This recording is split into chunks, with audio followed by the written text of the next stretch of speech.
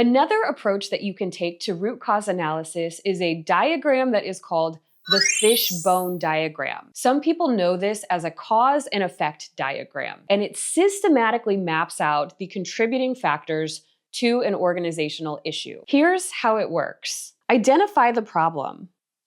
Write down the problem at the head of the fish. This is what you're trying to analyze. You can think of it as the effect or the consequence of the contributing factors. Draw the fishbone. Draw a horizontal line as the spine with the problem statement at the end.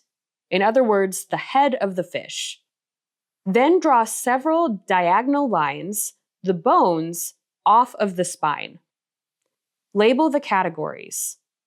Feel free to swap out these categories if they don't align with your team's issue. You can make this process your own. Brainstorm possible causes. Once the diagram is complete, review all potential causes. Then prioritize which need your attention most. Let's go through an example to make this a little bit clearer. Imagine your team is struggling with frequent delays in project delivery. Start by writing frequent project delays at the head of the fish. Draw the spine in several bones and label the bones with categories. Under each category, brainstorm possible causes. For example, under people, you might list high turnover and insufficient training. Under processes, a lack of standardized procedures and unclear project guidelines. Under materials, a hectic shared drive and frequent inaccuracies in reports. Under equipment, outdated software and slow computers. Under environment, poor psychological safety and lots of distractions. And finally, under measurement, no project tracking and poor time estimates. Now we've got a comprehensive view of what's contributing to the project delays. Remember how you ask why for the 5 whys?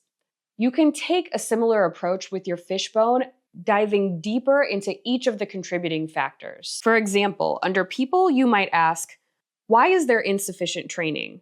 Because there's no formal training program. Why is there no formal training program? Because budget constraints have limited the training opportunities. Creating a detailed fishbone diagram, you can visually map out all of the contributing factors to figure out where you need to investigate, where you need to invest more of your time and energy. Compared to the 5 whys, this might be better for more complex issues that have many different contributing factors. Now remember, this should not be done alone.